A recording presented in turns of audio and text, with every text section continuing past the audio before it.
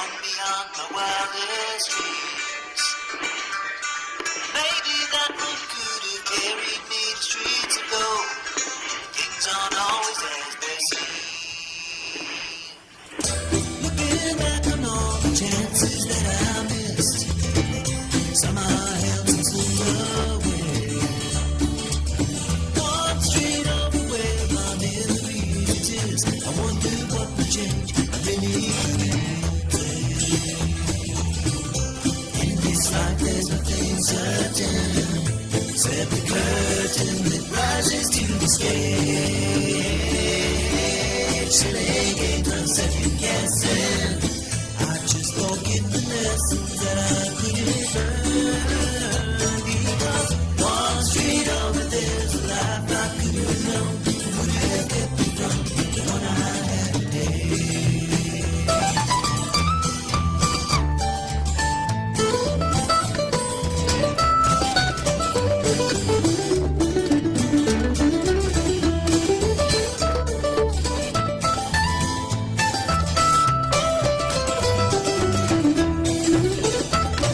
Okay, I'm going to go ahead and interrupt the guys because I got my friend in the house. Good morning. This is 1100 WSGI, and this is One Street Over.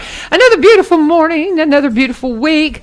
Good morning, Jennifer. How are you doing? Okay, let me turn your microphone on. Say it again. Get up on that microphone. Good morning, everyone. Oh, my goodness. There was frost on the pumpkins this morning, you guys. And no, not on the pumpkins, on the daffodils and everything else. I went to Corbin Creek yesterday, and they were having to cover everything. And sure enough, she was like, yeah, she's down in the hollow, and she got frost. I got frost. I had frost in my windshield this morning. Did you have any frost in your yard? Did you notice? Yes. Sure did. So, yeah. Guys, and if you look at the forecast, and we have to have this conversation because Robertson County is a rural county. We got a lot of gardeners and things. If you was like, oh, it's warm, I'm going to put my tomatoes in the ground. You better cover them because we've got 2 days this week that we're predicting lows in the 20s. Mm-hmm. So if you're in, the more urban areas they don't always get frost when the rural areas do. Mm-hmm. Well, you're probably going to get it this time. So. Right.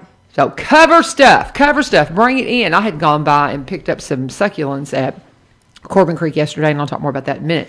But I had forgotten, left them on the porch. So this morning I ran out. I was like, let me save you. Yes. We don't want you to die from the cold. But I prefer to think of myself as a hospice nurse for plants. I like to bring them to my home and transition them to their death. You're funny. I love that. That sounds like me. Well, it's so funny because I kill more stuff because when it starts getting hot in the summer, I just forget that they have to have water every day. Mm-hmm. I mean, it's like, what do you want? Water every day, really? Right.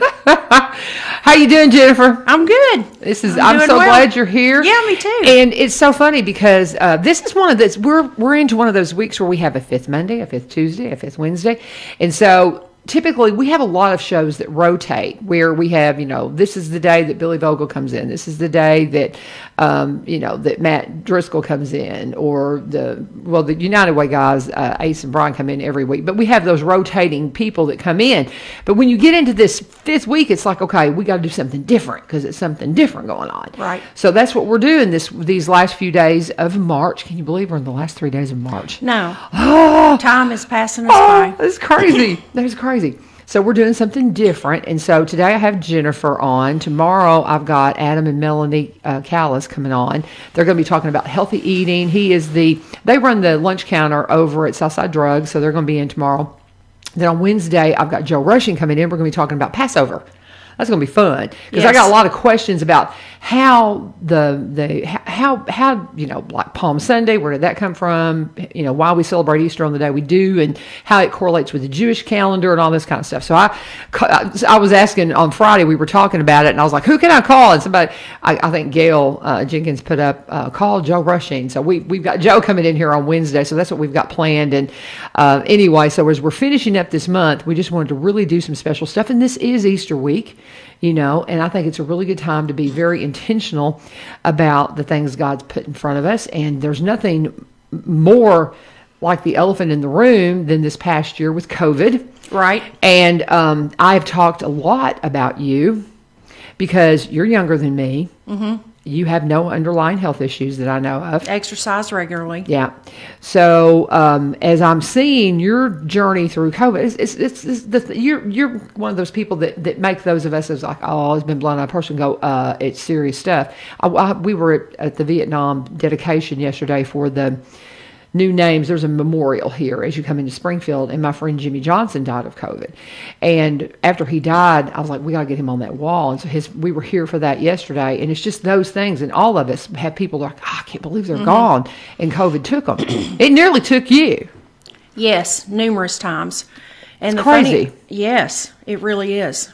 The funny thing about it is it really disturbs me now as my Facebook memories come up and I see memes that I shared or things that I said about COVID and having to stay in and whatnot. And I was that girl, and I am not proud of it, but I was definitely that girl that thought, I don't even know anybody that's got this. What is going on?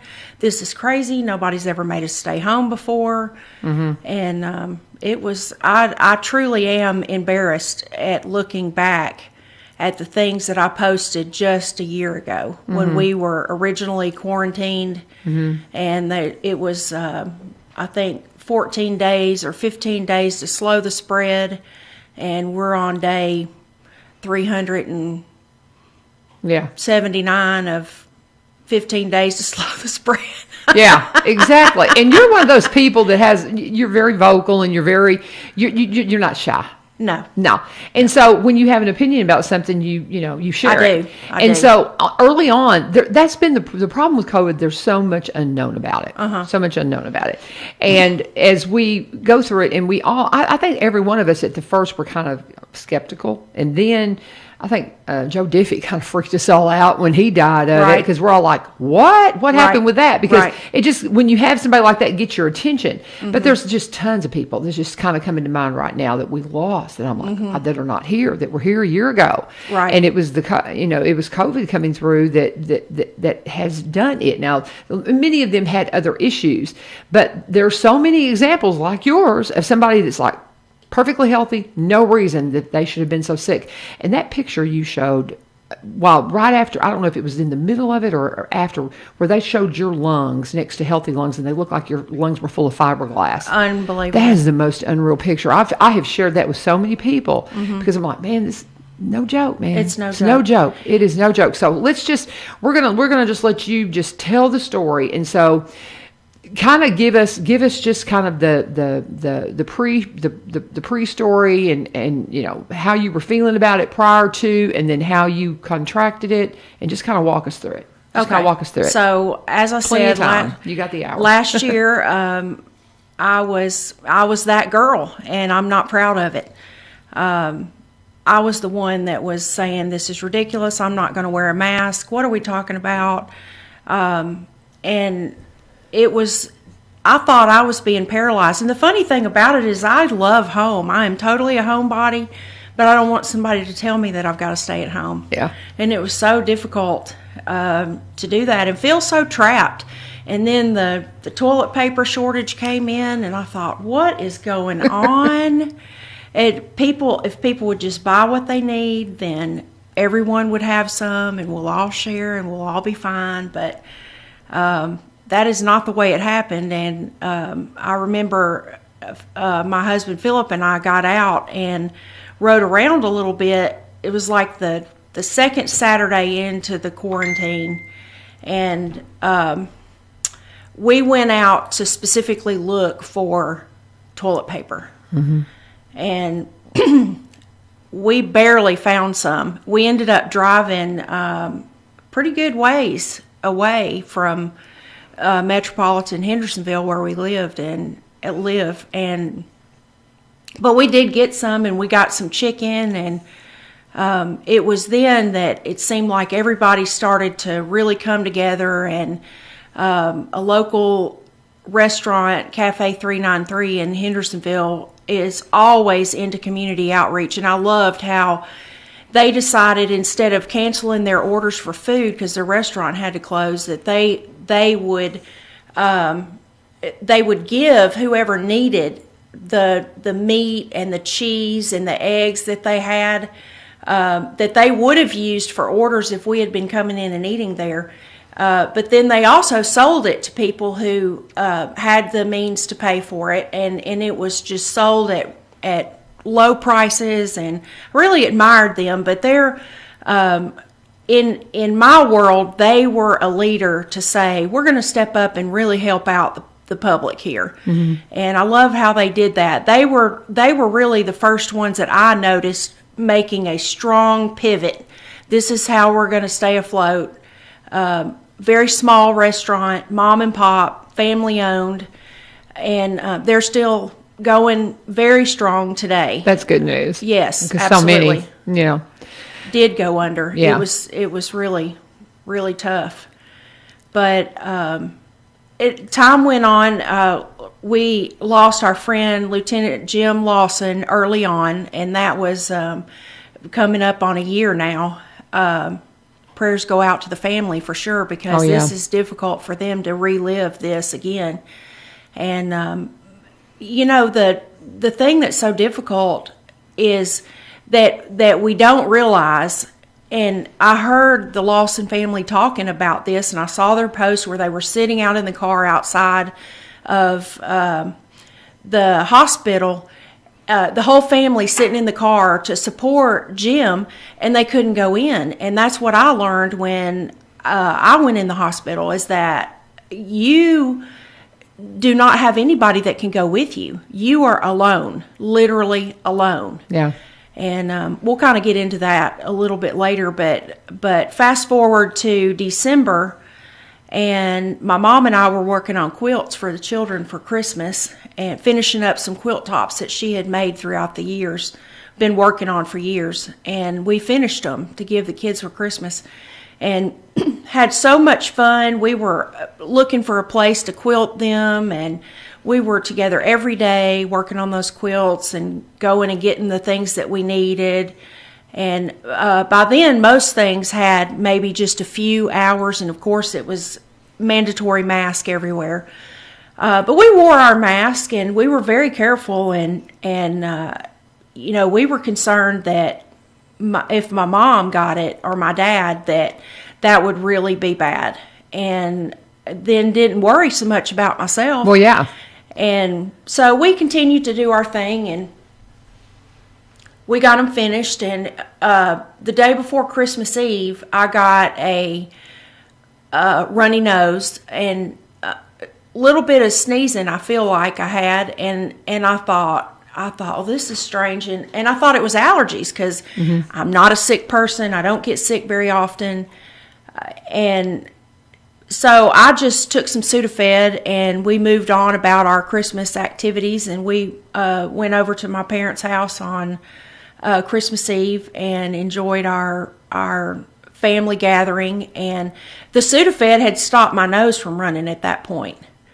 And of course, my mom was fine, and everybody was fine. And then Christmas Day, we got up, and it was a little bit different, because the empty nest, you got to kind of really, this is the first year that we've really had enough of an empty-ish nest that things were completely different for us. Nobody got up early. It was almost like totally different than anything we'd ever done before, since the kids have been little and growing up. And there was not a whole lot of excitement about Christmas morning. And we got up, and I took some more Sudafed. My nose was running a little bit. Still, never in a million thought that I was sick. And midday through Christmas is the last thing that I remember well, all the way through February.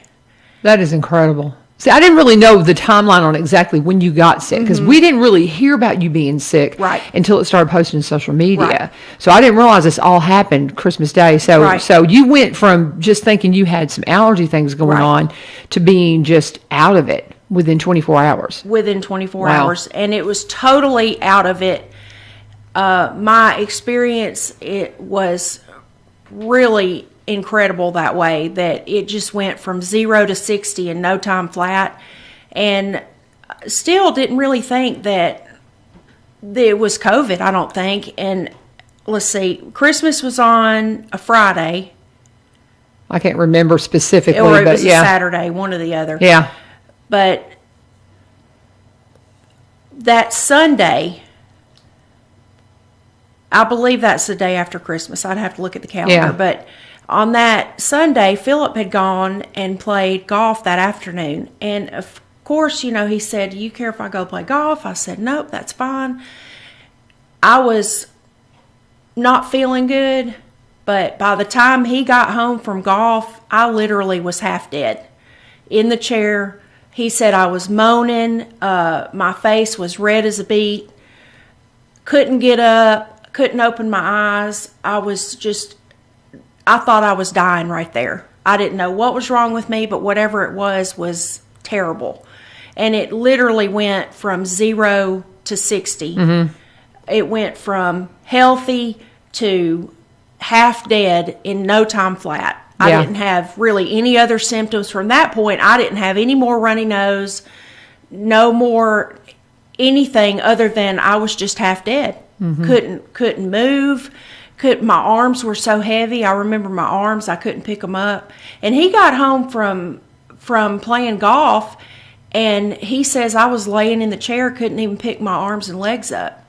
And he thought, what has happened? Because, of course, this is nothing we've dealt with. No, at all. Yeah. And there's no rhyme or reason to it. There's no recipe for what this is going to look like other things that we have. So I was really sick really fast. And Philip spent the next solid week, I don't remember New Year's at all, but he the first 2 days, I think he kind of flipped a little bit because he wasn't used to me not doing what I normally do. Mm-hmm.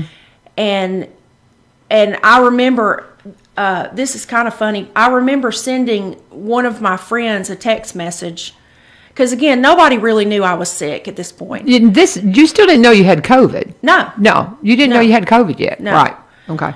I sent her a message, and I said, I'm sick, and I just want to tell you that if I die, because I thought I was going to die, mm-hmm. If I die, it'll be from lack of care. Talking about your husband. And in retrospect, it's funny. It was... He had never seen me completely incapacitated like that. I mean, I couldn't even feed myself. So he called. So let me stop you. Why did you not go to the hospital then? I mean, did you not think that? Did y'all not? Good question. Early on, with COVID in the wind, and us knowing that this is a thing, why did you not get your tail to the hospital, young lady? Well, that text message that I sent to my friend was really the last text message that I sent. Because my phone was, from that day forward, too heavy to pick up. That's incredible. And I wasn't lucid enough to do anything on it anyway. And so basically, imagine? I disappeared off the face of the earth. Yeah. And I'm a often poster. I have a public page that I do my business from, sell my books and things like that. And I just completely disappeared off the internet. And but the reason we did not go to the hospital is because Philip could still, after those 2 days where he had to completely regroup and say, okay, well, she really can't hold a fork. Yeah. He could feed me. He could still take care of everything. And to answer your question, the moment that he decided I've got to get some help was when I could no longer breathe. Because he could help everything that I had up until then. Mm-hmm. He could literally take me to the bathroom, pull my pants down for me, do everything for me, feed me. I remember drinking egg drop soup out of a straw because that was, and he would hold it. And he said, can you suck out of a straw? And he went and got some egg drop soup. Couldn't taste anything, so it didn't matter if I liked it or not. It was just, what can we get down her for some kind of nutrition? I lost 37 pounds in about 4 weeks. I've gained it all back, thank goodness, because it was really worrying me that I lost it so fast, and it was just so dramatic that I looked ill. And I also, my skin was just hanging, and it was muscle mass I was losing. Mm-hmm. And it was really like nothing we had ever experienced before. But he called our primary care physician on Monday morning after he found me basically half dead from coming in from golf. And she said, bring her in for a COVID test. And so we did. I don't remember a bit of this. He said that he liked to never got me out to the car, that I still had on the same clothes, just a tank top and a pair of shorts, and this is wintertime. But I would break out in these horrible sweats. Mm-hmm. And so then I would freeze to death, and he would have to put the heating pad and get me warmed up again under blankets and whatnot, and then I would just start sweating again. And it was absolutely miserable. I found out later that is a common symptom of COVID, the COVID sweats. Mm-hmm. And that lasted quite a bit for me, quite a while. So I'd lost my taste and smell. And when I realized that, he went and got a jar of garlic and brought it over to me, of minced garlic. And when we use that, you can't even get the jar close to your face because it's so potent. And I stuck my nose all the way down in that, couldn't smell it a bit, so I knew we were in trouble. Or he did. And again, I don't remember a whole lot of this. This is his account of what happened. So he called our primary care, drove me over there like to never got me out to the car. He said that part of the way he had to drag me because I couldn't walk. Then he had to put my shoes on. Well, when you put shoes on somebody who's limp as a dish rag, that's not an easy task in and of itself. But he pulled himself together after those 2 days, and I will tell you with 100% accuracy, I would have died if it had not been for that man. Mm. And if you've never heard your mother thank your husband for keeping you alive, so that's a pretty incredible thing. Your mom going, hugging her son-in-law and going, thank you. Thank you for keeping her alive. That's and incredible. We all know. In fact, it was even mentioned yesterday at the lunch table about Philip keeping me alive during that time, because if it had not been for him, he was so in tune after he mobilized and realized she can't do anything for herself at all. And he said, I moaned all the way to the doctor for this test, and we sat out in the parking lot waiting for somebody in the spacesuit to come out and take do whatever it was they did to me. I don't remember any of that. But they did do a COVID test, and it was not the rapid kind, but our physician told us to treat it like it was COVID. We needed a quarantine. Said that my husband and our oldest daughter did not have to quarantine because they had already had it. When did they have it? Do you remember? Philip had it back in the summer. Okay. And he felt kind of puny for about 3 days, if I remember correctly. And our daughter, we didn't even really know that she even had it. But then she did test positive for it, but she didn't have really any symptoms at all. Mm-hmm. One of my sons had it and had no symptoms, no fever, nothing. Nobody around him got it. Right. So what was your fever doing during this time? It would spike up, and that was the thing that Philip spent an entire week trying to break my fever. And it would go up sometimes. I would be so hot that Philip said that my skin would like he couldn't touch it for any length of time. It was like touching an oven. I would get so hot. So I don't know for sure, but at one point in the hospital, it was up to 106. That's incredible. Yeah. And just listening to you and how disoriented you were during this time, because is I'm sitting here talking with you, and I've had friends that have talked with you. They say it's like you're trying to remember exactly what happened and the things that went on, but you were that delirious. And there's been some others that I've heard the same story about how it came on them just like that. Yep. And then they were found just completely out of it. Some that made it, some that didn't. Right. And so it's while most people seem to have very mild symptoms and it's not a big deal, there are those cases that go so severe so quickly like yours did, and especially early on, often ended in death. And so as we got better at treating it, and now as we're seeing, better treatments and things like that, we see the picture of health that you are sitting before us. And we'll kind of get into that. I do need to pause and take a break here as we're getting on into the show. But Jennifer Anglin is my guest. She's my friend. She's an author. She's been on here a couple of times talking about her books, and we're going to plug those before it's over and tell you how to get in touch with her at www.thejenniferanglin.com. Best days are made. I love your slogan. Best days are made. But she's here with us, and we'll talk about getting her stuff. And she's going to be writing about this experience. But we kind of unpacked it here for you about what's going on. But the biggest part of the story is your experiences as you're at the edge of death. Dying. And that's just it. As you are going through the process of going through the edges of this life to the next, and the things that you witnessed in that are pretty incredible. And so we're gonna talk more about that in just a minute. But we do need to pause. I've already been talking about Corbin Creek Greenhouse, Gifts Nursery and Gardening Center. So let me go ahead and just continue to expound upon that. I get out there yesterday. I finally met Bill. I finally got to meet Bill over at Corbin Creek, and I got to tell you, it was very interesting to get to talk to him. He is the one that is really at the core of it, responsible for, me being able to find CBD and see that it is a big help for me and my arthritis problems.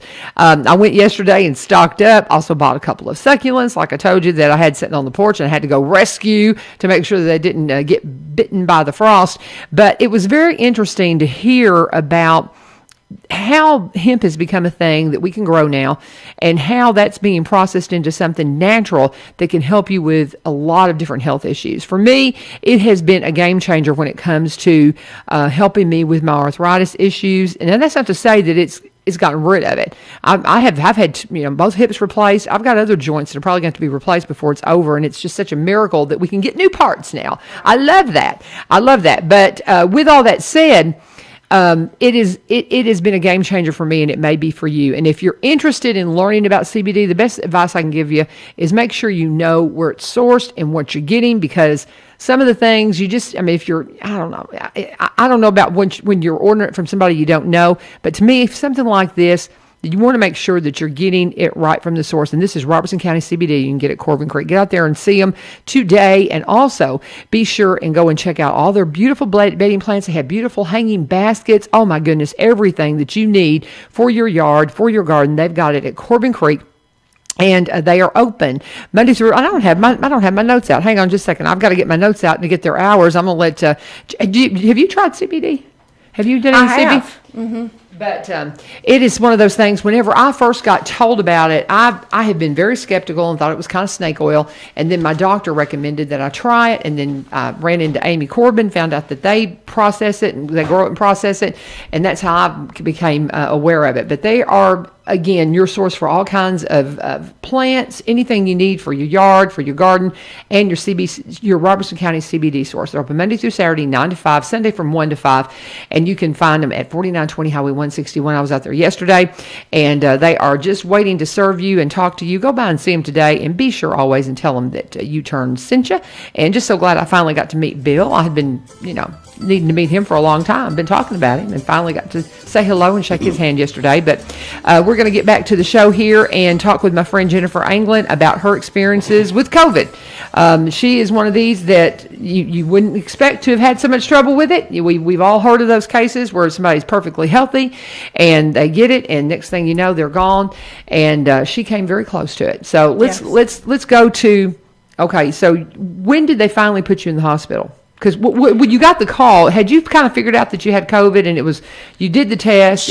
After we took the test, my doctor told Philip that she thought that I had COVID. Right. And to go ahead and treat it as COVID, that we'd have the test back in a couple of days. And so you got confirmation you had Got COVID. confirmation that I had COVID, which was a no-brainer. It was obvious because of the loss of taste and smell. And that's Right. the one thing, not everybody has it, but if you lost your taste and smell, you had COVID, because there was nothing else Yeah. right now that would cause such. So that's the one thing, runny nose or some coughing, some of the other symptoms can be symptoms of other things, but the loss of taste and smell was the one thing that said, yeah, you got COVID.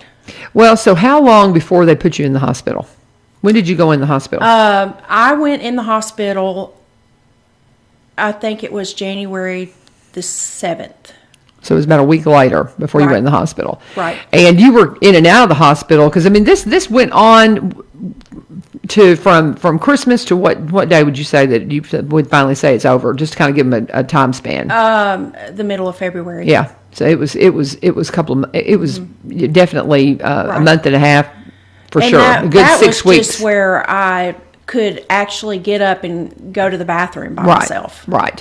And so your recovery, really, I mean, it was a couple of months. I mean, you're Right. still, are you feeling good now? Fatigue very quickly. Well, it's like my friend whose husband passed, Francine. We were with her at the Vietnam thing yesterday, and she's still struggling because they both had it. They Right. both were intubated in the hospital. He passed, she didn't, but she's still recovering. And this is back from December. Right. So as far as her, trying to get back, Right. where she was prior. So, okay, so they stick you in the hospital. Right. How quickly did they?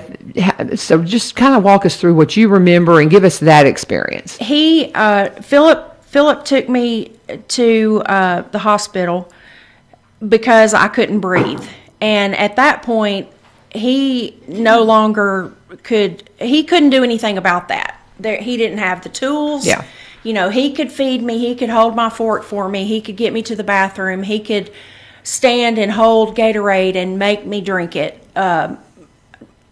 He could do all of that. But once I couldn't breathe, there was nothing else he could do for me. So he had to take me to the hospital, took me to the emergency room. I do believe that he said that our doctor said, take her to the emergency room. And by this time, my son's girlfriend had brought over, she's in nursing school, and her mother is a nurse at Vanderbilt, and she had brought over a pulse oximeter. And I think we realized that my oxygen levels were in the 70s and that we needed to do something. I think that just something along that line happened where the doctor said, you need to take her to the hospital. So he did. He took me to the emergency room. I don't remember going there. Now remember, we're going from, he is holding a fork and to, I'm sorry, sir, but you can't come with her. And I can only imagine how he felt when he literally had to leave me there after paying attention to my every groan, my every motion, everything. And again, he kept me alive. I would not be alive today if it weren't for him. But he dropped me off there. I don't really remember that. I don't remember getting to the room. What I do remember about that was when I got when I was in the emergency room, I remember them saying, a lot of people came in the room all of a sudden, doctors, not just ER nurses. And all they were scrambling around, and all they were saying was COVID triage. She's in COVID triage. Well, I know from watching Grey's Anatomy and other things that triage means that you're in an immediate dire. Usually I hear triage when it's like somebody's been in a car accident or something like that, and they called it COVID triage. And it was like I had a moment of lucidity to realize that I was really, really, really, really sick to be in COVID triage. And I put that together to mean that this is a severe case of COVID. She's in triage like she's been in a car accident. She's at, we got to move fast on this. We got to get this going. So they found out that I had bilateral pneumonia also. and COVID. So they put me in the COVID wing, and that is literally, you can't come out of your room. Nobody other than the nurses, doctors can come in there and see you. And it was a real eye-opener being there, what I do remember of being there. But they took care of me, and I remember when I would have moments of lucidity, I thought to myself, I've got to eat or I definitely won't do well. And so whatever they brought me, I would eat it. And I learned to put my face down and use whatever I could, because I couldn't feed myself still. So I was basically eating like with my mouth. Mm-hmm. And because I remember so many times telling Philip, he would say, "Can you hold this Gatorade?" And I would say, "My arms are just too heavy." I do remember that. I felt like moving my mouth was too much work. It was too hard. And it was just the strangest feeling, almost like an out-of-body kind of thing. Mm-hmm. Just so strange of a feeling. Yeah, and it's so funny because Philip's actually online with us. He's commenting because my friend Paul Rainey wanted to know if the doctor had put you on any medicines prior to going to the hospital, and Philip's answering nope. So he's commenting back and forth because because there's so much that you don't remember. Right. We really would have loved to have had Philip in here to have completely shared the story, and maybe we'll have him in here sometime just to kind of share his side of this, because there's a lot of people that have cared for COVID patients that can give us some insight. Right. But the bottom line is you were just absolutely lethargic, in and out. When did they finally let Philip come in? Because, he was there in the hospital with you at some point, right? When did he finally? So all of the things he was seeing led up to you going in. That's right. Okay, so he was never in the hospital with you. Wow. That's crazy. Never. So that's what people, that I don't know, that emptiness that you feel when you're there by yourself. Because my daughter-in-law's dad died. Well, he's coming up on the anniversary here just in a few days on the 1st of April. But he did not die of COVID. But his illness came on him, and he was in the hospital for a few days, and they couldn't be with him. That was just the hardest thing, to have to see them, not be able to be there with him, and just imagining going through what you were going through and then being there alone. Mm-hmm. So you're in the hospital, you're having to feed yourself almost like a little puppy dog, just putting your face in the plate. And so when did you get to that edge where you started seeing the things that are just a peek at the other side? We can back up to being back at home before I went to the hospital. But one thing I want to add in right here is at one point at the hospital, I was so sick and couldn't breathe. Of course, I was on oxygen. That all I could tweak out was, "I am weak and you are strong." And this is while you were still at home? In the hospital. Okay. This is when I'm in the hospital by myself. And all of us in the COVID wing were in there by ourselves without our families.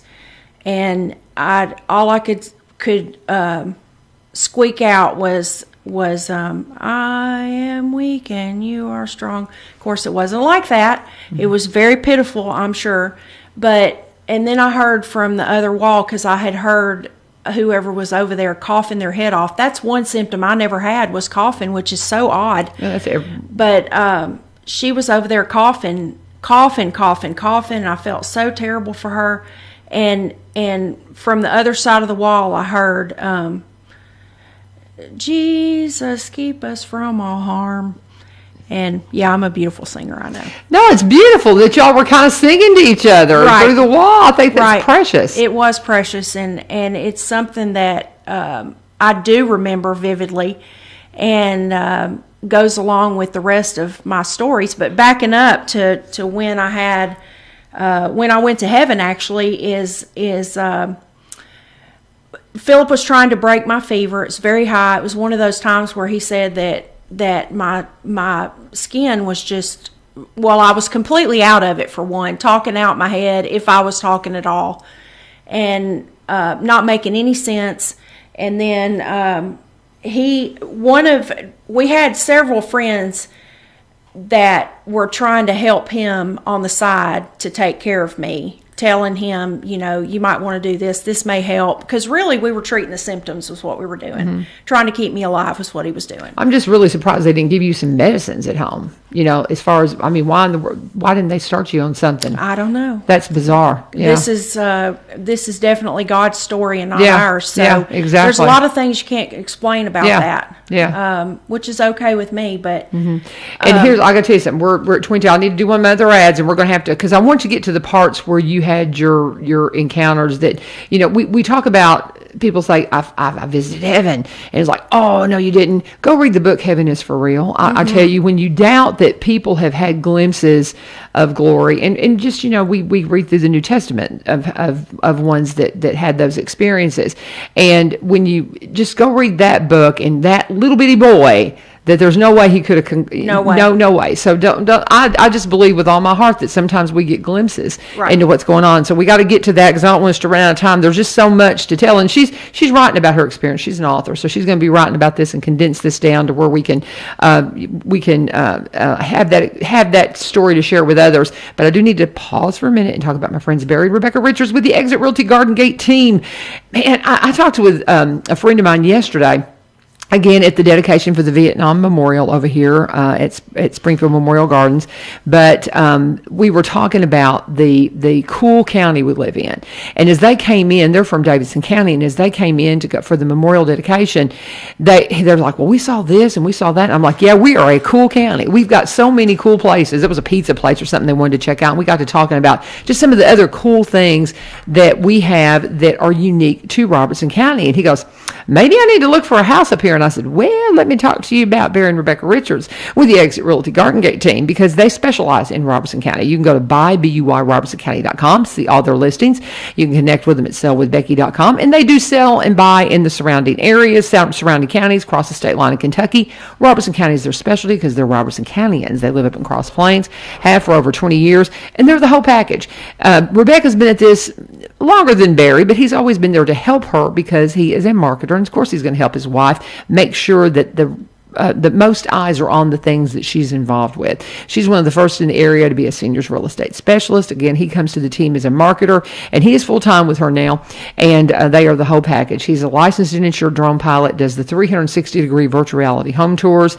He is a Zillow certified photographer. We'll get you up on realtor.com. They're the whole package, and they can make sure that your property is seen in the best light or help you find the property you're looking for. Remember, though, it is a seller's market right now. If you're a buyer, you got to get pre-qualified before you even look, or you'll get your heart broke. They can help point you in the right direction to do that. And if you're a seller, you want to make sure you're pricing your home right. Even though it is a seller's market, it's got to be priced within what some people can finance and get a loan for. So there's several things to consider. But if you are interested in talking to them, just go to Barry and Rebecca Richards, Exit Realty Garden Gate team, sellwithbecky.com, and you can see their listings at buy.robertsoncounty.com. Always tell them that U-Turn sent you. My friend Jennifer Anglin talking about her experiences as she says she visited heaven. So I did. Let's talk about that, because we're going to run out of time real quickly. All right. So let's get to that. So I had a really high fever and was delirious, and one of our friends told Philip to get some Vicks vapor bath and put me in a vapor bath. So he did. He drew me a bath, a warm bath, and I don't know how he got me in the bathtub, but he did. And so I was sitting there in the bathtub, and he sat there with me, because I could have drowned in the bathtub, but he sat there, and while I was sitting in that bath, 3 angels came, and one of them talked. They were all 3 girls. One of them talked, and the other 2 didn't. They were just there, and she said to me, she said, I'm here to take you to heaven. And I said, no, I can't go to heaven. My family needs me. I can't do that. My parents would grieve themselves to death if something happened to me. I can't do that. I'm gonna fight, and I'm gonna live. And she said, oh, we're not taking you there permanently. We're just going to take you to visit. God sent us to get you to visit. And I said, well, okay, well, I'll go visit. That's fine. So we left, and flying is so fun. Oh my! Well, see, it's so funny as you start saying these things, and you look in the Bible text of how that we're going to be made like Christ, and when Christ appeared to the apostles, he just suddenly appeared in the room. That's right. So we think about, wonder what that's going to be like. Right. So you feel like you had that experience, right? I did.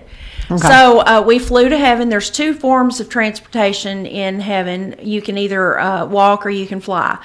And there's two kinds of people there. You're either a vibrant adult or you're a child. If you're a child, then you're still in human form. If you're a vibrant adult, you are in heavenly form.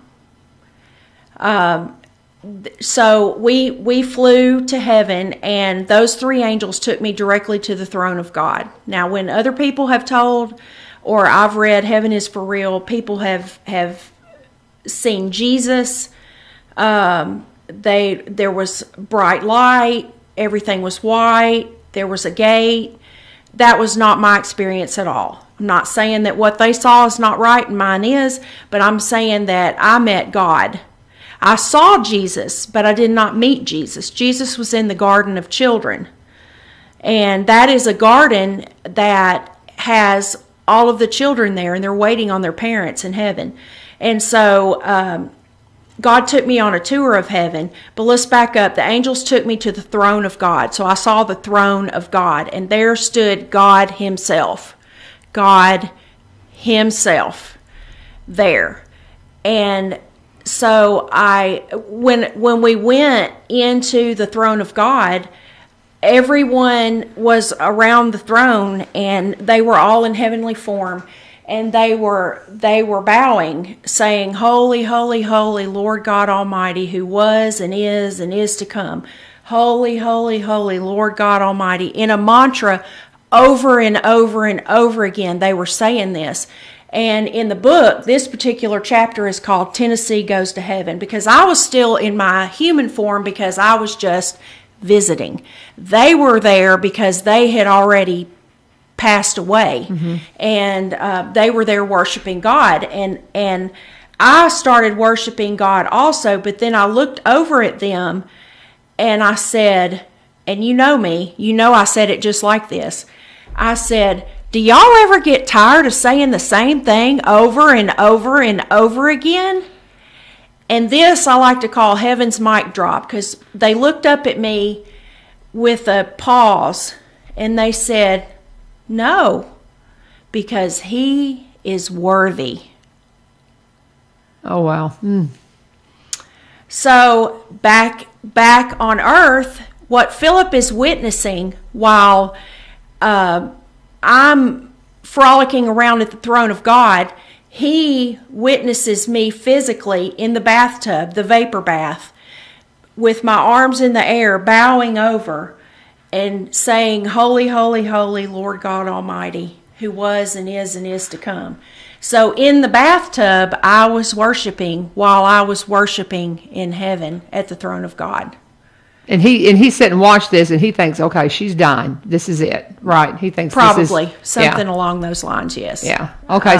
So he doesn't know what to think, because when he actually tells about it, he says that he says she was gone. I couldn't get her attention. She wouldn't respond to me. She was gone. He said he couldn't get my eyes to focus on anything, but all I would do was just continue to bow and say that in the bathtub. And when people say, "Well, you probably were having a fever-driven vision, or some kind of hallucination," or what makes you think that it was not a hallucination and real? Well, and the reason I don't believe it was a dream either is because I've had dreams and you've had dreams, but they've never been so vivid where you could literally tell everything immediately. And God specifically said to me, because after the heavens mic drop where they said no, because he is worthy, then I looked at God and I said, why did you bring me here? And he said, "I brought you here because I knew that you would use the gift that I gave you of words and speaking, and you will go back and tell these stories, and you won't care if people believe you or not." And he's exactly right. Right. And so he said, I want to take you, I want to show you some things so that you can tell about it when you get back. And so he took me on a tour of heaven, and we walked upon, everything's green, there is no gate. There's really cool thing that and bringing it back down to earth, if we want to go to an event and we want the best seat in the house, we're going to get on the 50-yard line. We're going to get on the front row center of the stage to see whoever it is. Well, the best way that I can describe heaven is to tell you that everybody has the 50-yard line seat. Everybody has the front row center seat. And there were a lot of people there, but everybody was the number one. Right. Everybody had that front seat. So he took me on a tour of heaven. He said, I want to show you some things so you can go back and tell about it. So we went up on a hillside. Everything was just the most beautiful, lush green that you can ever imagine. Beautiful, beautiful, beautiful, lush green. And I said, what is that down there? Because I could see a lot of children. You got a question for me? Yeah, I want to pause because let's see. I want to read something, because if somebody's going, she's just, what is the price? It says, your sons and daughters will prophesy. Your old men will dream dreams. Your young men will see visions when the Spirit is poured out. And that's from John 14:26. So just remember that, guys. Or let's see. Or maybe I've got the wrong scripture here. I'm trying to pull this up, because as you're listening to this, I want you just to remember that he says, in the last day, God says, I will pour out my Spirit on, let's see here. Somebody's going to pull it up for me and throw it up in comments. But you know what I'm talking about. Right. It says, right. Okay, here it is. In the last day, God says, I will pour out my Spirit on all people. Your sons and daughters will prophesy. Your young men will see visions. Your old men will dream dreams. You're not an old man. But anyway, I just want you to remember that as you're listening to this, and if you're being skeptical and all that, just remember that, God says in the last days, that's kind of stuff's going to happen. So continue on. And if you are skeptical and you don't believe, it's okay. It's okay. Mm-hmm. Because if you hear one thing that I'm saying that may increase your faith or give you comfort in some way, then I have done what I needed to do. Right. And so I asked God, I said, what is that down there? And it was like children in human form playing. Mm-hmm. And he said, that's the Garden of Children. And in the Garden of Children, they're all still in their human form because they're waiting for their parents to get there, God told me. And he said that Jesus likes to hang out in the Garden of Children because he loves the little children. Mm-hmm. And so I did see Jesus down there with the children, of course, from a far distance, like looking off into the pasture from the hilltop. But also in that Garden of Children are the unbelievers, the ones who have never heard the sweet name of Jesus. They are considered children. So when they go into heaven, they go into the Garden of Children because they are considered children spiritually, that they have never heard. They are not of age of accountability, basically, or like in foreign nations where they have never heard of Jesus. When they die, they are in the Garden of Children, and then once the children, their parents get to heaven, die and go to heaven, the children then go into heavenly form with their parents. And then they become, it's not that they stay together as a family, it's just that's when they convert into heavenly form. Okay. And come out of the Garden of Children. And so like... We're going to run out of time, so we're going to have to keep going and kind of try to give us a quick synopsis here because we're just down to 5 minutes. I still got to do one more ad. So, okay. So kind of keep going, but tell us what happened after that. So we moved on, and he showed me how you can still see Earth.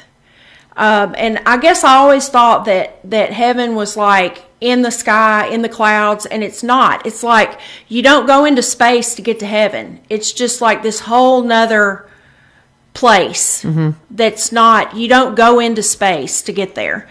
And when we were looking down on things that were going on down there, there was like, the best way I can describe it earthly is like in the Starry Night by Vincent van Gogh, how the sky is like in swirls like that. And I said, what is that? And God said, watch this.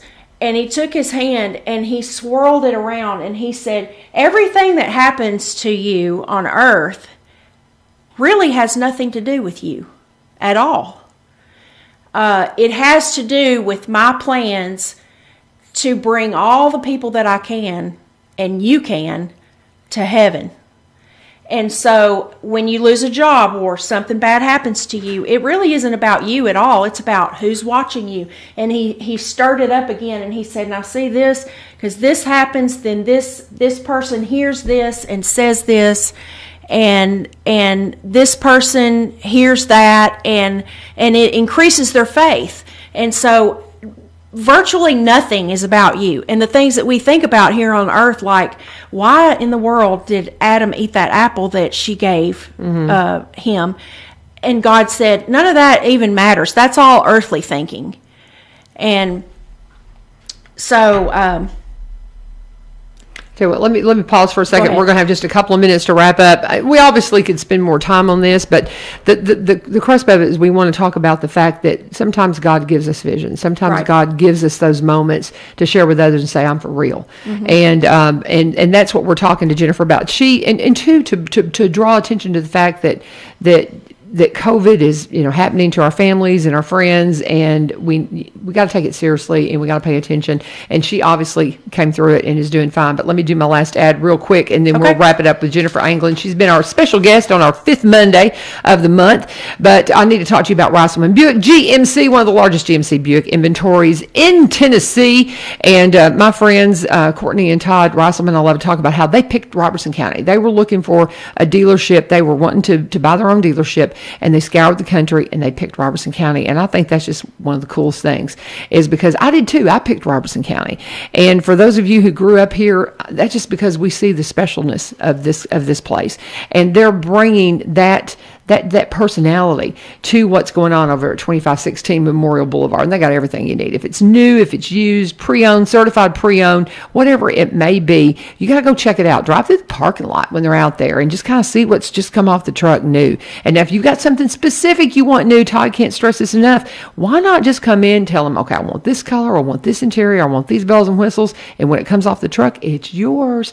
That is the best way to get something if you want exactly what you want off the new lot. Now, if you're a certified pre-owned person, that means a vehicle has gone through a multi-point inspection to make sure that it's going to be the vehicle you want in your driveway. Sometimes people will buy a car, they'll keep it for a year, turn it back in because that's just what they do, and then folks like me who buy pre-owned get to get all those bells and whistles at a discount, and sometimes even with factory warranty still on the vehicle. Everything you need, whether if it's leasing or financing options that you want, they can help you out, and you can start the process online at ReisselmanBuickGMC.com. ReisselmanBuickGMC.com. Start the financing, leasing options online, and that way when you get there, you can say, hey, I've already got the thing started. Here's what I'm looking at. Maybe you'll find it online just with the pictures and things that they put up. But they can help you out at Reisselman Buick GMC, one of the largest GMC Buick inventories in Tennessee. Get by there today, and always please tell them that you turned Cinch. I got to tell you, Jennifer, we got to wrap it up. So just take a minute just to kind of tell them what you're, just what would you have to say to everybody about this story and how they can hear more about it, because we are just out of time. Right. I am working on a book for it. I'm open to title names, but I am going to write about my adventures in heaven and what happened. And like I said earlier, my main thing, 2 things that I'd like to convey is that heaven definitely is for real, and it is not a scary place, and dying is not a scary thing. And keeping your faith strong and doing what God says on earth, our objective here on earth is to bring as many people with us as we can to heaven. And so we need to keep that in mind, but also that COVID is also real. And it doesn't matter if you wear a mask, don't wear a mask. Go out in public, don't go out in public. You could have quarantined yourself for the last over a year now and worn a mask everywhere you go and ordered your groceries, but the virus come in on a box of macaroni and cheese. So you just got to do what's best for your family and stay in your lane. Yeah, absolutely. And how can they find your books? How can they get in touch with you? www.Jennifer.Anglin.com, and I'll put it in the comments. Put it in comments. And if you are willing, put that picture up of your lungs next to the healthy lungs. Yeah. That's a crazy picture. But put that up, and we'll also, I know Paul Rainey is saying that there was a Stories of Amazing Grace that walks through this, and that will be posted here probably in the next couple of weeks. And so when that happens, I'll be sure and share that so you can hear more of this story. And again, just thank you for coming and talking with us and reminding us heaven's for real. Heaven is for real. And we have got to take as many people as we can with us, and just to let us see how healthy and wonderful you look. You look fabulous. Are you feeling good? Yes. Awesome. Love you, Jennifer. Love you. Come anytime. All Jennifer right. Anglin's been our guest. Tomorrow we're going to have Melody and Adam Callis are going to be here. They are working over at Southside Drugs doing the lunch counter there, and just talking about healthy living and healthy food for your family. They got 3 little ones, and they're going to be an awful lot of fun to talk to tomorrow. So I hope you'll join us for One Street Over. This is 1100 WSGI.